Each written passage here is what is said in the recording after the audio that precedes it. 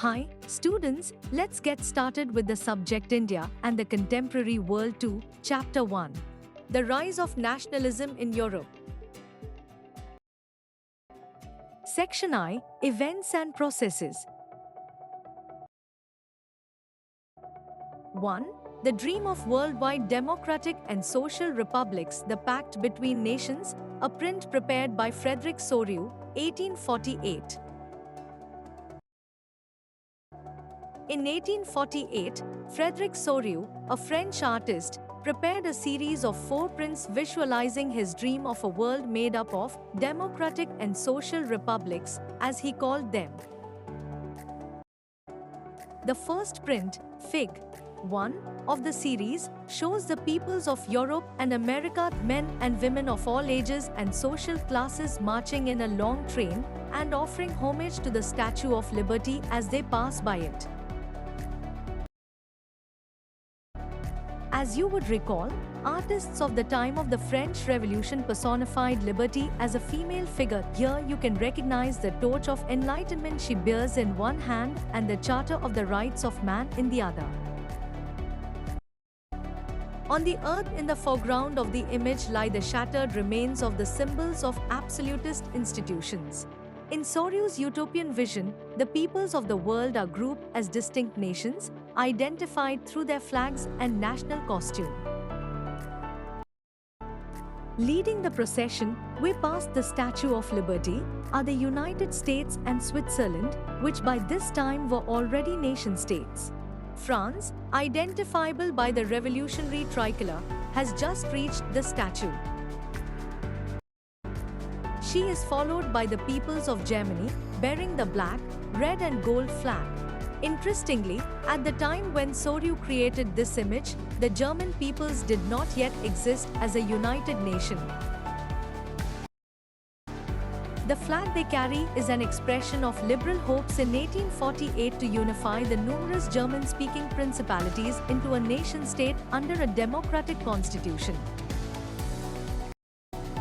Following the German peoples are the peoples of Austria, the Kingdom of the Two Sicilies, Lombardy, Poland, England, Ireland, Hungary and Russia.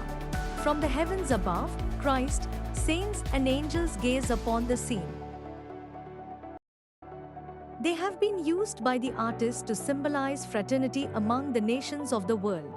This chapter will deal with many of the issues visualized by Soriot in Fig. 1. During the 19th century, nationalism emerged as a force which brought about sweeping changes in the political and mental world of Europe. The end result of these changes was the emergence of the nation-state in place of the multinational dynastic empires of Europe. The concept and practices of a modern state, in which a centralized power exercised sovereign control over a clearly defined territory, had been developing over a long period of time in Europe. But a nation-state was one in which the majority of its citizens, and not only its rulers, came to develop a sense of common identity and shared history or descent. This commonness did not exist from time immemorial. It was forged through struggles, through the actions of leaders and the common people. This chapter will look at the diverse processes through which nation-states and nationalism came into being in 19th century Europe. Activity. In what way do you think this print, Fig. 1, depicts a utopian vision? Source A. Ernst Renan, What is a Nation? In a lecture delivered at the University of Sorbonne in 1882. The French philosopher Ernst Renan, 1823–92, outlined his understanding of what makes a nation. The lecture was subsequently published as a famous essay entitled Qu'est-ce qu'une nation? What is a nation? In this essay, Renan criticizes the notion suggested by others that a nation is formed by a common language, race, religion, or territory. A nation is the culmination of a long past of endeavors, sacrifice, and devotion. A heroic past, great men, glory, that is the social capital upon which one bases a national idea. To have common glories in the past, to have a common will in the present, to have performed great deeds together, to wish to perform still more, these are the essential conditions of being a people. A nation is therefore a large-scale solidarity. Its existence is a daily plebiscite. A province is its inhabitants. If anyone has the right to be consulted, it is the inhabitant. A nation never has any real interest in annexing or holding on to a country against its will. The existence of nations is a good thing, a necessity even. Their existence is a guarantee of liberty, which would be lost if the world had only one law and only one master. Part 1: The French Revolution and the idea of the nation. The first clear expression of nationalism came with the French Revolution in 1789. France, as you would remember, was a full-fledged territorial state in 1789 under the rule of an absolute monarch. The political and constitutional changes that came in the wake of the French Revolution led to the transfer of sovereignty from the monarchy to a body of French citizens. The revolution proclaimed that it was the people who would henceforth constitute the nation and shape its destiny. From the very beginning, the French revolutionaries introduced various measures and practices that could create a sense of collective identity amongst the French people. The ideas of la patrie, the fatherland, and le citoyen, the citizen, emphasized the notion of a united community enjoying equal rights under a constitution. A new French flag, the tricolor, was chosen to replace the former royal standard. The Estates General was elected by the body of active citizens and renamed the National Assembly. New hymns were composed, oaths taken and martyrs commemorated, all in the name of the nation. A centralized administrative system was put in place and it formulated uniform laws for all citizens within its territory. Internal customs duties and dues were abolished and a uniform system of weights and measures was adopted. Regional dialects were discouraged and French, as it was spoken and written in Paris, became the common language of the nation. The revolutionaries further declared that it was the mission and the destiny of the French nation to liberate the peoples of Europe from despotism, in other words to help other peoples of Europe to become nations.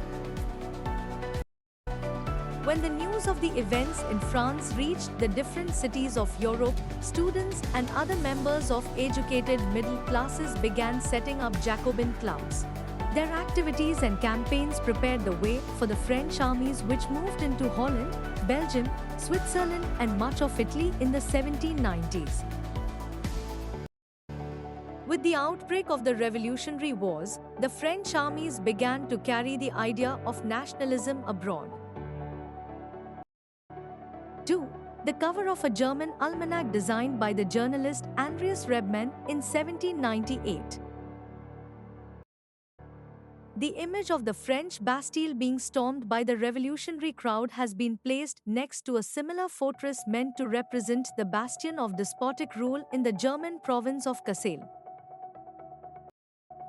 Accompanying the illustration is the slogan, "The people must seize their own freedom."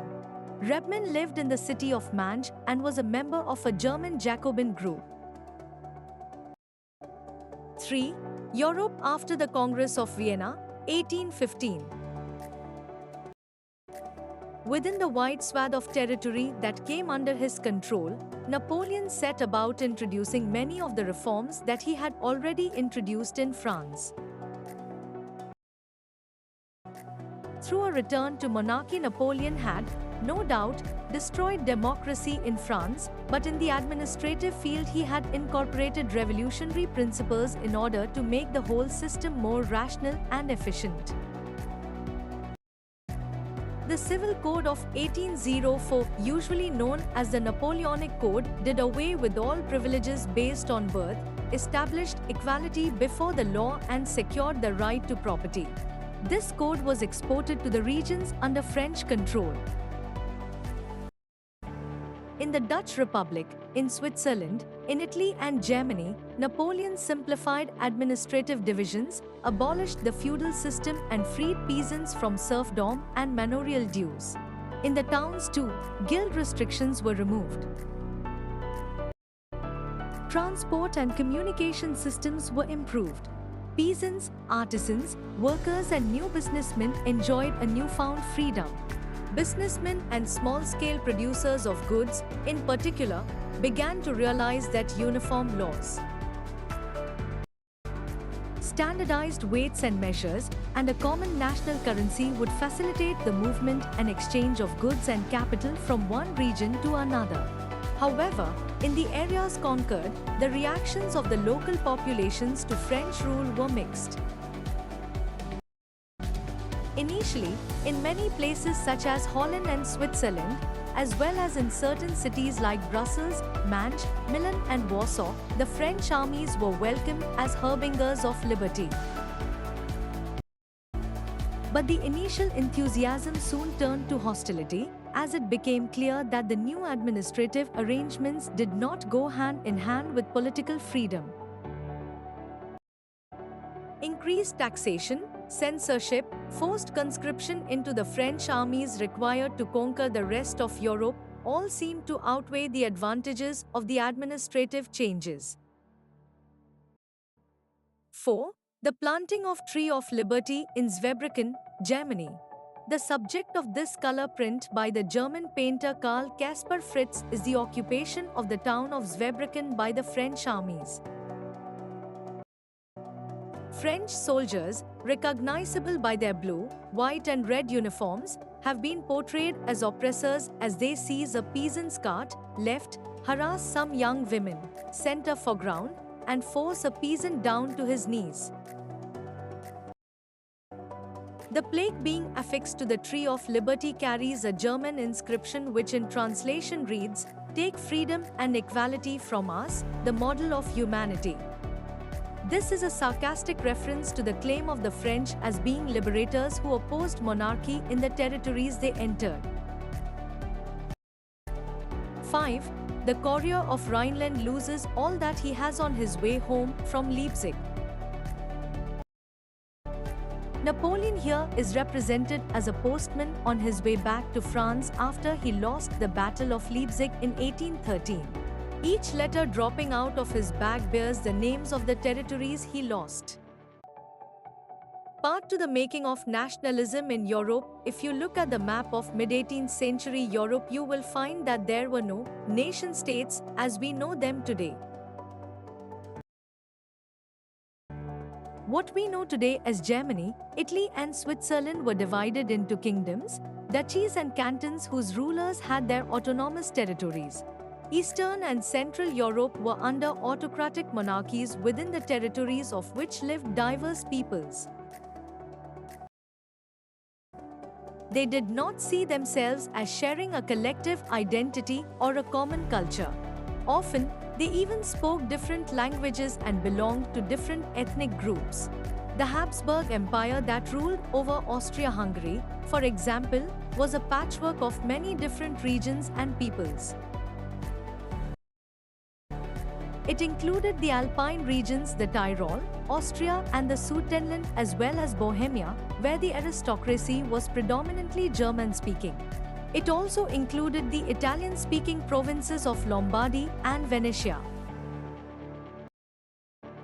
In Hungary, half of the population spoke Magyar while the other half spoke a variety of dialects. In Galicia, the aristocracy spoke Polish. Besides these three dominant groups, there also lived within the boundaries of the empire a mass of subject peasant peoples, Bohemians and Slovaks to the north, Slovenes in Carniola, Croats to the south, and Romans to the east in Transylvania. Such differences did not easily promote a sense of political unity. The only tie binding these diverse groups together was a common allegiance to the emperor. How did nationalism and the idea of the nation-state emerge? Some important dates: 1797 Napoleon invades Italy, Napoleonic Wars begin. 1814 to 1815 Fall of Napoleon, the Vienna Peace Settlement. 1821 Greek struggle for independence begins.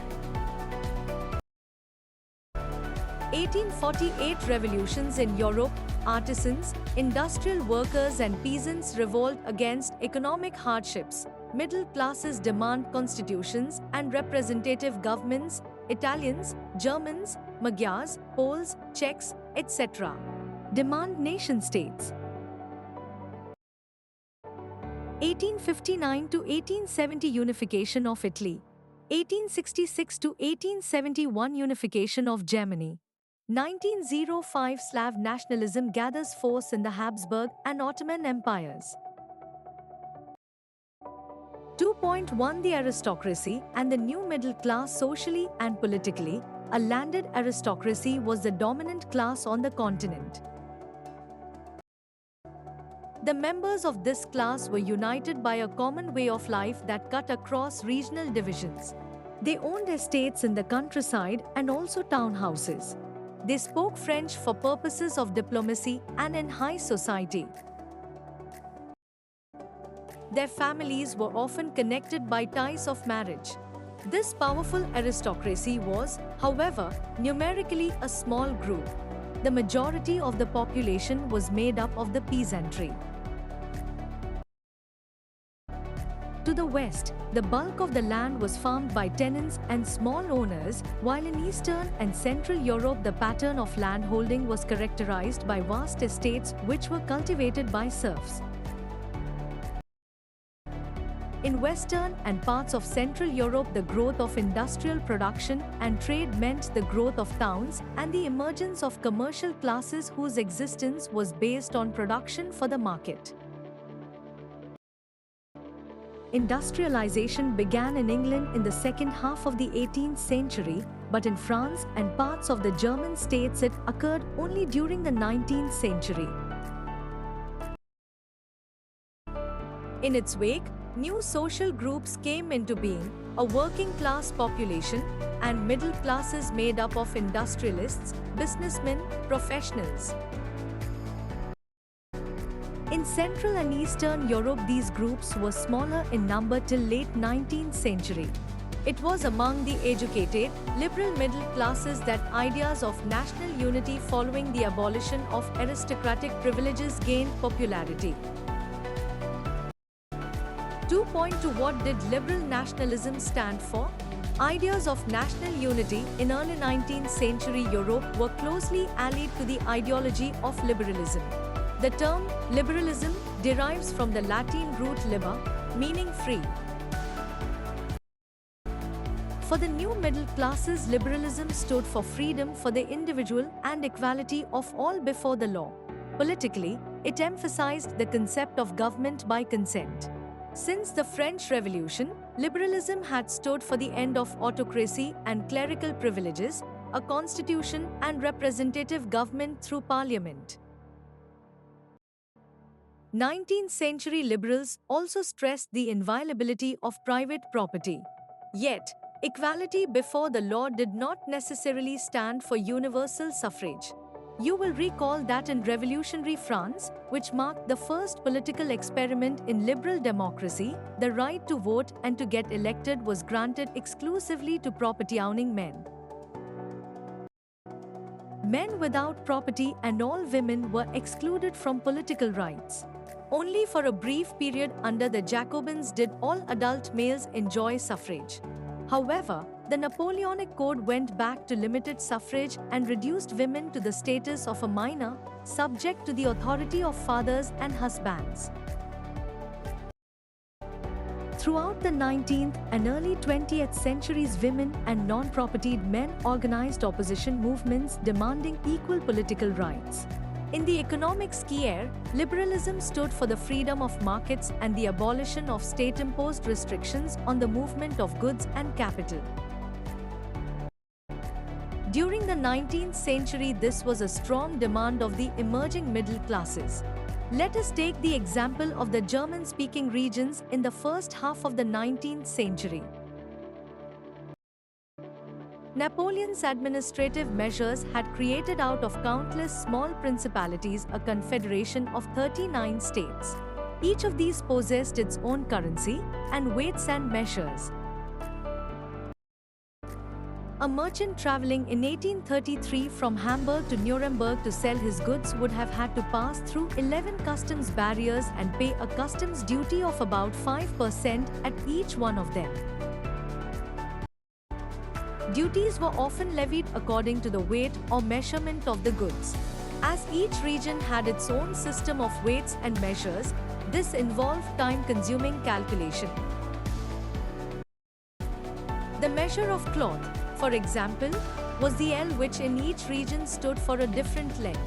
An ell of textile material bought in Frankfurt would get you 54.7 centimeters of cloth, in Manch 55.1 centimeters, in Nuremberg 65.6 centimeters, in Freiburg 53.5 centimeters. Such conditions were viewed as obstacles to economic exchange and growth by the new commercial classes, who argued for the creation of a unified economic territory allowing the unhindered movement of goods, people, and capital. In 1834, a customs union or Zollverein was formed at the initiative of Prussia and joined by most of the German states. The union abolished tariff barriers and reduced the number of currencies from over 30 to 2. The creation of a network of railways further stimulated mobility, harnessing economic interests to national unification. A wave of economic nationalism strengthened the wider nationalist sentiments growing at the time. Sorsby economists began to think in terms of the national economy. They talked of how the nation could develop and what economic measures could help forge this nation together. Friedrich List, professor of economics at the University of Tübingen in Germany, wrote in 1834, "The aim of the Zollverein is to bind the Germans economically into a nation. It will strengthen the nation materially as much by protecting its interests externally as by stimulating its internal productivity. It ought to awaken and raise national sentiment through a fusion of individual and provincial interests. The German people have realized that a free economic system is the only means to engender national feeling." 2.3 A new conservatism. After 1815, following the defeat of Napoleon in 1815, European governments were driven by a spirit of conservatism. Conservatives believed that established, traditional institutions of state and society like the monarchy, the church, social hierarchies, property and the family should be preserved. Most conservatives, however, did not propose a return to the society of pre-revolutionary days. Rather, they realized, from the changes initiated by Napoleon, that modernization could in fact strengthen traditional institutions like the monarchy. It could make state power more effective and strong. A modern army, an efficient bureaucracy, a dynamic economy, the abolition of feudalism and serfdom could strengthen the autocratic monarchies of Europe. In 1815, representatives of the European powers Britain, Russia, Prussia and Austria, who had collectively defeated Napoleon, met at Vienna to draw up a settlement for Europe. The Congress was hosted by the Austrian Chancellor Duke Metternich. The delegates drew up the Treaty of Vienna of 1815 with the object of undoing most of the changes that had come about in Europe during the Napoleonic Wars. The Bourbon dynasty, which had been deposed during the French Revolution, was restored to power, and France lost the territories it had annexed under Napoleon. A series of states were set up on the boundaries of France to prevent French expansion in future. Thus the Kingdom of the Netherlands, which included Belgium, was set up in the north and Genoa was added to Piedmont in the south. Prussia was given important new territories on its western frontiers, while Austria was given control of northern Italy. But the German Confederation of 39 states that had been set up by Napoleon was left untouched. In the east, Russia was given part of Poland while Prussia was given a portion of Saxony. The main intention was to restore the monarchies that had been overthrown by Napoleon and create a new conservative order in Europe. Conservative regimes set up in 1815 were autocratic. They did not tolerate criticism and dissent and sought to curb activities that questioned the legitimacy of autocratic governments. Most of them imposed censorship laws to control what was said in newspapers, books, plays and songs and reflected the ideas of liberty and freedom associated with the French Revolution. The memory of the French Revolution nonetheless continued to inspire liberals. One of the major issues taken up by the liberal nationalists, who criticized the new conservative order, was freedom of the press. Activity plot on a map of Europe. The changes drawn up by the Vienna Congress. 6. The Club of Thinkers, anonymous caricature dating to c. 1820. The plaque on the left bears the inscription, "The most important question of today's meeting, how long will thinking be allowed to us?" The board on the right lists the rules of the club, which include the following. 1. Silence is the first commandment of this learned society. 2. To avoid the eventuality whereby a member of this club may succumb to the temptation of speech, muzzles will be distributed to members upon entering. 2.4 The revolutionaries. During the years following 1815, the fear of repression drove many liberal nationalists underground. Secret societies sprang up in many European states to train revolutionaries and spread their ideas. To be revolutionary at this time meant a commitment to oppose monarchical forms that had been established after the Vienna Congress and to fight for liberty and freedom. Most of these revolutionaries also saw the creation of nation-states as a necessary part of this struggle for freedom. One such individual was the Italian revolutionary Giuseppe Mazzini. Born in Genoa in 1805, he became a member of the secret society of the Carbonari. As a young man of 24, he was sent into exile in 1831 for attempting a revolution in Liguria. He subsequently founded two more underground societies, first Young Italy in Marseilles and then Young Europe in Bern, whose members were like-minded young men from Poland, France, Italy and the German states. Mazzini believed that God had intended nations to be the natural units of mankind. So Italy could not continue to be a patchwork of small states and kingdoms. It had to be forged into a single unified republic within a wider alliance of nations. This unification alone could be the basis of Italian liberty. Following his model, secret societies were set up in Germany, France, Switzerland and Poland. Mazzini's relentless opposition to monarchy and his vision of democratic republics frightened the conservatives. Metternich described him as the most dangerous enemy of our social order. 7. Giuseppe Mazzini and the founding of Young Europe in Bern 1833. Print by Giacomo Mantegazza. 3. The Age of Revolutions, 1830 to 1848. As conservative regimes tried to consolidate their power, liberalism and nationalism came to be increasingly associated with revolution in many regions of Europe, such as the Italian and German states, the provinces of the Ottoman Empire, Ireland and Poland. These revolutions were led by the liberal nationalists belonging to the educated middle-class elite, among whom were professors, schoolteachers, clerks and members of the commercial middle classes. The first upheaval took place in France in July 1830.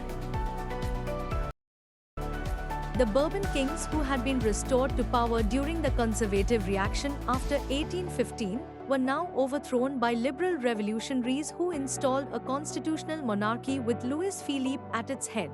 When France sneezes, Metternich once remarked, the rest of Europe catches cold. The July Revolution sparked an uprising in Brussels which led to Belgium breaking away from the United Kingdom of the Netherlands. An event that mobilized nationalist feelings among the educated elite across Europe was the Greek War of Independence. Greece had been part of the Ottoman Empire since the 15th century. The growth of revolutionary nationalism in Europe sparked off a struggle for independence amongst the Greeks which began in 1821. Nationalists in Greece got support from other Greeks living in exile and also from many West Europeans who had sympathies for ancient Greek culture. Poets and artists lauded Greece as the cradle of European civilization and mobilized public opinion to support its struggle against a Muslim empire. The English poet Lord Byron organized funds and later went to fight in the war, where he died of fever in 1824. Finally, the Treaty of Constantinople of 1832 recognized Greece as an independent nation. 3.1 The Romantic imagination and national feeling. The development of nationalism did not come about only through wars and territorial expansion. Culture played an important role in creating the idea of the nation. Art and poetry, stories and music helped express and shape nationalist feelings.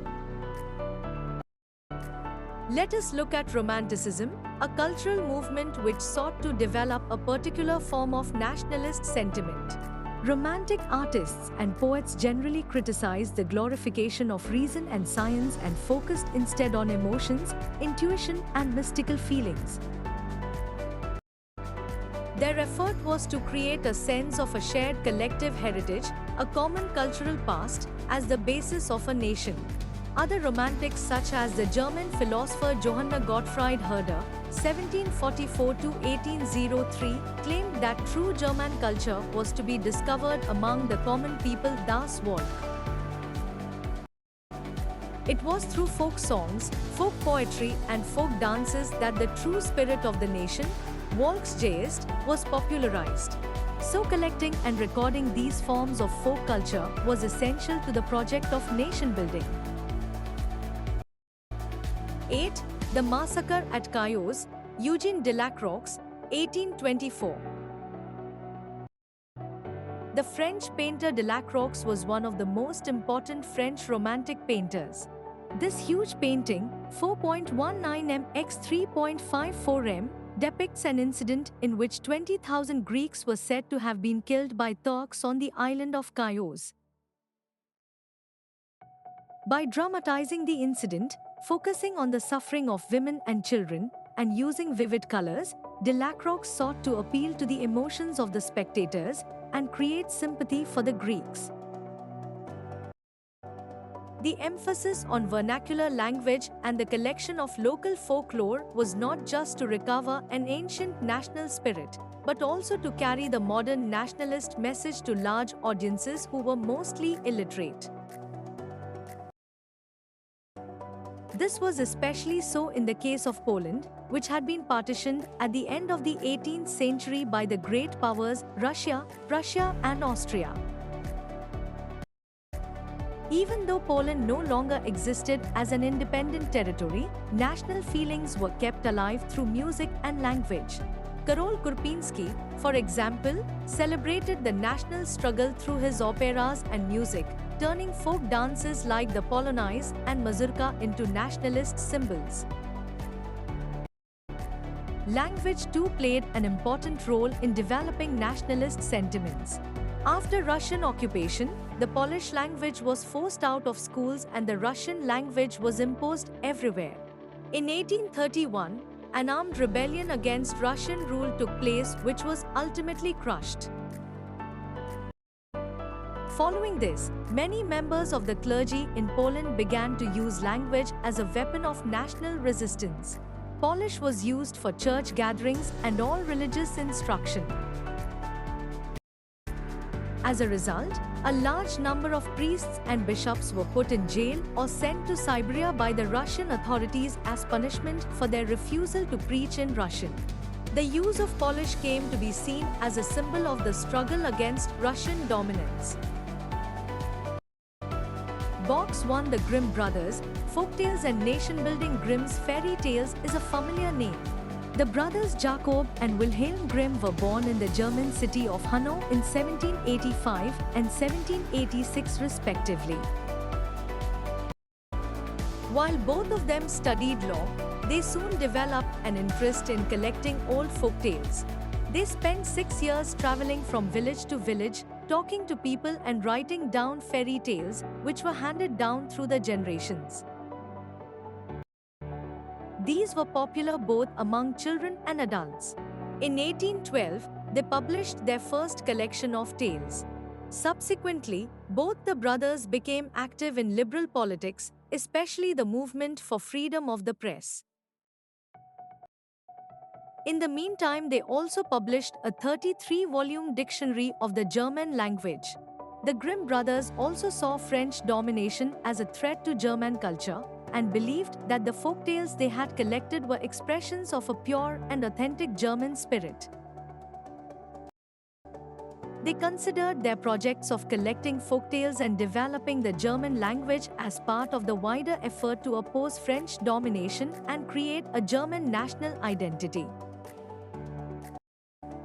3.2 Hunger, hardship and popular revolt. The 1830s were years of great economic hardship in Europe. The first half of the 19th century saw an enormous increase in population all over Europe. In most countries, there were more seekers of jobs than employment. Population from rural areas migrated to the cities to live in overcrowded slums. Small producers in towns were often faced with stiff competition from imports of cheap machine-made goods from England, where industrialization was more advanced than on the continent. This was especially so in textile production, which was carried out mainly in homes or small workshops and was only partly mechanized. In those regions of Europe where the aristocracy still enjoyed power, peasants struggled under the burden of feudal dues and obligations. The rise of food prices or a year of bad harvest led to widespread pauperism in town and country. The year 1848 was one such year. Food shortages and widespread unemployment brought the population of Paris out on the roads. Barricades were erected and Louis Philippe was forced to flee. 9. Peasants Uprising, 1848. A National Assembly proclaimed a republic, granted suffrage to all adult males above 21, and guaranteed the right to work. National workshops to provide employment were set up. Earlier, in 1845, weavers in Silesia had led a revolt against contractors who supplied them raw material and gave them orders for finished textiles but drastically reduced their payments. The journalist Wilhelm Wolff described the events in a Silesian village as follows: in these villages, with 18,000 inhabitants, cotton weaving is the most widespread occupation. The misery of the workers is extreme. The desperate need for jobs has been taken advantage of by the contractors to reduce the prices of the goods they order. On 4th June at 2 p.m., a large crowd of weavers emerged from their homes and marched in pairs up to the mansion of their contractor demanding higher wages. They were treated with scorn and threats alternately. Following this, a group of them forced their way into the house, smashed its elegant window panes, furniture, porcelain. Another group broke into the storehouse and plundered it of supplies of cloth which they tore to shreds. The contractor fled with his family to a neighboring village which, however, refused to shelter such a person. He returned 24 hours later having requisitioned the army. In the exchange that followed, 11 weavers were shot. Activity: imagine you are a weaver who saw the events as they unfolded. Write a report on what you saw. 3.3 1848, the revolution of the liberals, parallel to the revolts of the poor, unemployed and starving peasants and workers in many European countries in the year 1848, a revolution led by the educated middle classes was underway. Events of February 1848 in France had brought about the abdication of the monarch, and a republic based on universal male suffrage had been proclaimed. In other parts of Europe where independent nation-states did not yet exist, such as Germany, Italy, Poland, the Austro-Hungarian Empire, men and women of the liberal middle classes combined their demands for constitutionalism with national unification. They took advantage of the growing popular unrest to push their demands for the creation of a nation-state on parliamentary principles, a constitution, freedom of the press and freedom of association. In the German regions, a large number of political associations whose members were middle-class professionals, businessmen and prosperous artisans came together in the city of Frankfurt and decided to vote for an Allgemeine National Assembly. On 18 May 1848, 831 elected representatives marched in a festive procession to take their places in the Frankfurt Parliament convened in the Church of St. Paul. They drafted a constitution for a German nation to be headed by a monarchy subject to a parliament. When the deputies offered the crown on these terms to Friedrich Wilhelm IV, King of Prussia, he rejected it and joined other monarchs to oppose the elected assembly. While the opposition of the aristocracy and military became stronger, the social basis of parliament eroded. The parliament was dominated by the middle classes who resisted the demands of workers and artisans and consequently lost their support. In the end, troops were called in and the assembly was forced to disband. The issue of extending political rights to women was a controversial one within the liberal movement, in which large numbers of women had participated actively over the years. Women had formed their own political associations, founded newspapers and taken part in political meetings and demonstrations. 10. The Frankfurt Parliament in the Church of St. Paul. Contemporary color print. Notice the women in the upper left gallery. Despite this, they were denied suffrage rights during the election of the assembly. When the Frankfurt Parliament convened in the Church of St. Paul, women were admitted only as observers to stand in the visitors' gallery. Though conservative forces were able to suppress liberal movements in 1848, they could not restore the old order.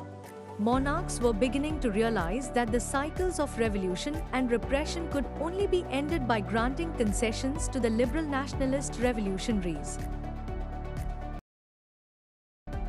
Hence, in the years after 1848, the autocratic monarchies of Central and Eastern Europe began to introduce the changes that had already taken place in Western Europe before 1815. Thus, serfdom and bonded labor were abolished both in the Habsburg dominions and in Russia.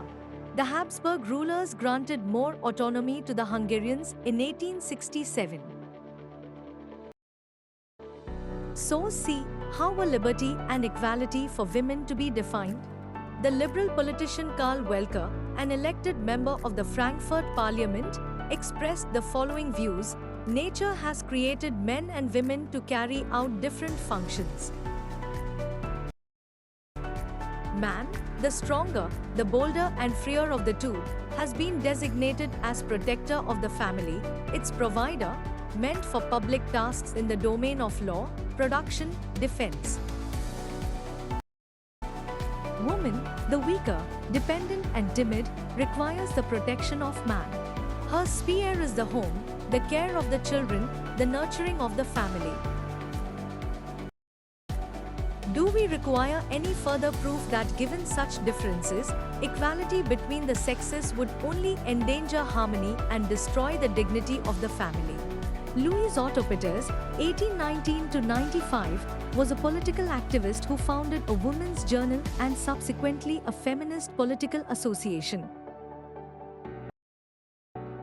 The first issue of her newspaper, 21st April 1849, carried the following editorial: "Let us ask how many men, possessed by thoughts of living and dying for the sake of liberty, would be prepared to fight for the freedom of the entire people, of all human beings?" When asked this question, they would all too easily respond with a yes. Though their untiring efforts are intended for the benefit of only one half of humanity, men. But liberty is indivisible. Free men therefore must not tolerate to be surrounded by the unfree.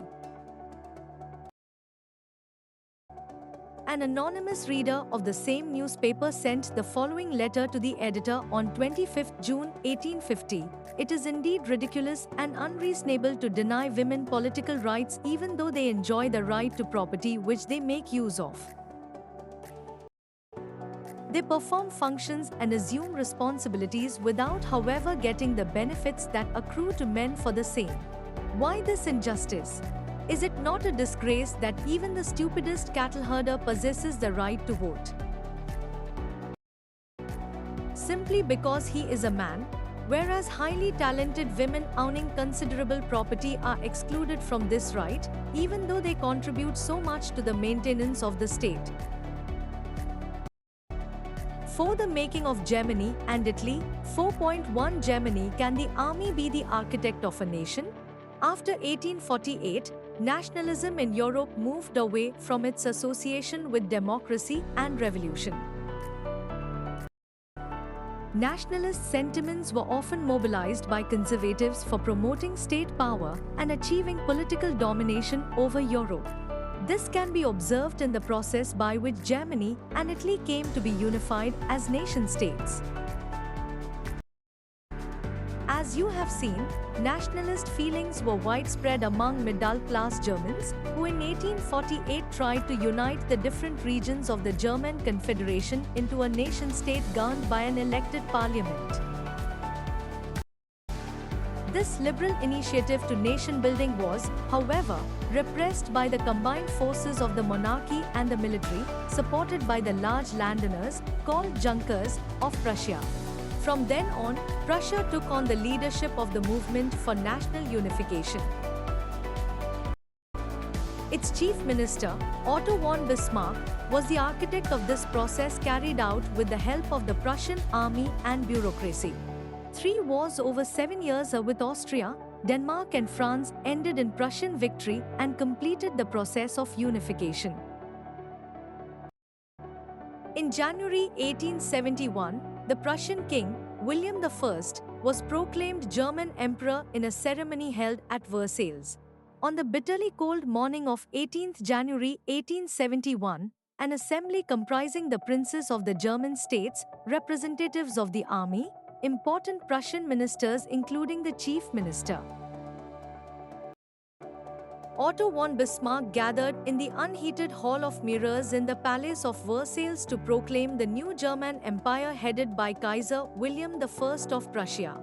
The nation-building process in Germany had demonstrated the dominance of Prussian state power. The new state placed a strong emphasis on modernizing the currency, banking, legal and judicial systems in Germany.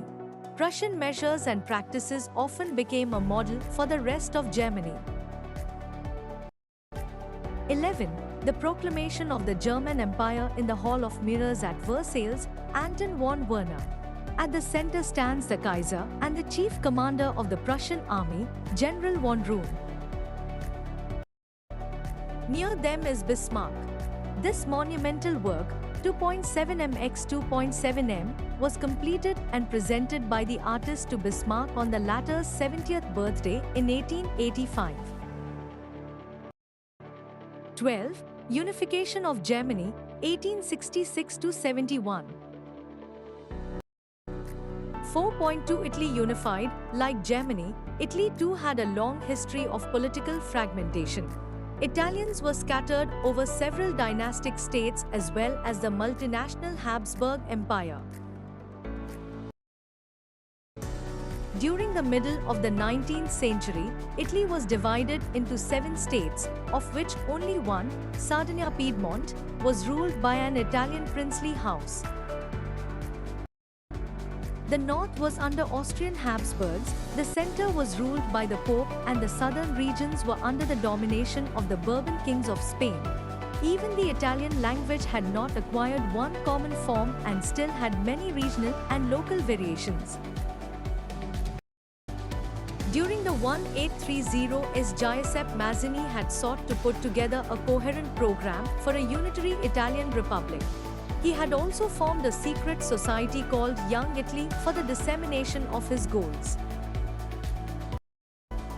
The failure of revolutionary uprisings both in 1831 and 1848 meant that the mantle now fell on Sardinia-Piedmont under its ruler King Victor Emmanuel to unify the Italian states through war. In the eyes of the ruling elites of this region, a unified Italy offered them the possibility of economic development and political dominance. 13. Caricature of Otto von Bismarck in the German Reichstag, Parliament, from Figaro, Vienna, 5th March 1870. Activity. Describe the caricature. How does it represent the relationship between Bismarck and the elected deputies of Parliament? What interpretation of democratic processes is the artist trying to convey? Chief Minister Cavour, who led the movement to unify the regions of Italy, was neither a revolutionary nor a democrat. Like many other wealthy and educated members of the Italian elite, he spoke French much better than he did Italian.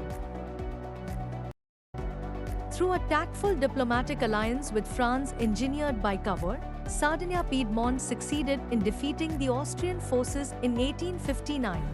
Apart from regular troops, a large number of armed volunteers under the leadership of Giuseppe Garibaldi joined the fray. In 1860, they marched into South Italy and the Kingdom of the Two Sicilies and succeeded in winning the support of the local peasants in order to drive out the Spanish rulers. In 1861, Victor Emmanuel II was proclaimed King of United Italy. However, much of the Italian population, among whom rates of illiteracy were very high, remained blissfully unaware of liberal nationalist ideology. The peasant masses who had supported Garibaldi in southern Italy had never heard of Italia and believed that La Talia was Victor Emmanuel's wife. Activity. Look at Fig. 14a. Do you think that the people living in any of these regions thought of themselves as Italians? Examine Fig. 14b. Which was the first region to become a part of unified Italy? Which was the last region to join? In which year did the largest number of states join? 14a. Italian states before unification, 1858. 14b. Italy after unification. The map shows the year in which different regions, seen in Fig 14a, become part of a unified Italy. 4.3 The strange case of Britain, the model of the nation or the nation-state, some scholars have argued, is Great Britain. In Britain, the formation of the nation-state was not the result of a sudden upheaval or revolution. It was the result of a long drawn-out process. There was no British nation prior to the 18th century. The primary identities of the people who inhabited the British Isles were ethnic ones such as English, Welsh, Scot, or Irish. All of these ethnic groups had their own cultural and political traditions. But as the English nation steadily grew in wealth, importance and power, it was able to extend its influence over the other nations of the islands.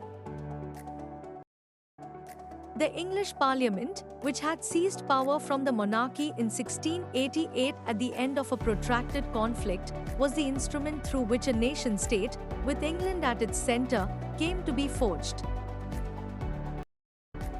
The Act of Union, 1707, between England and Scotland that resulted in the formation of the United Kingdom of Great Britain meant, in effect, that England was able to impose its influence on Scotland.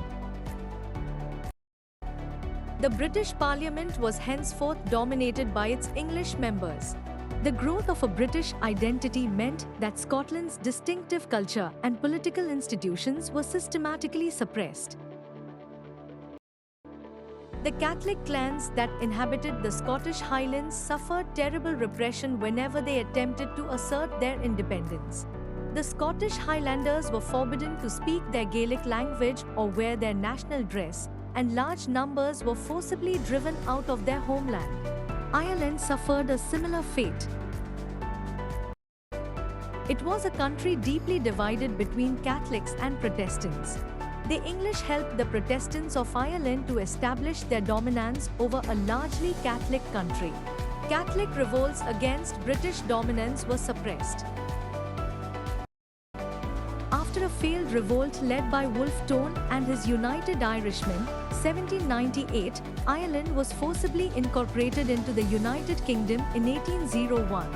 A new British nation was forged through the propagation of a dominant English culture.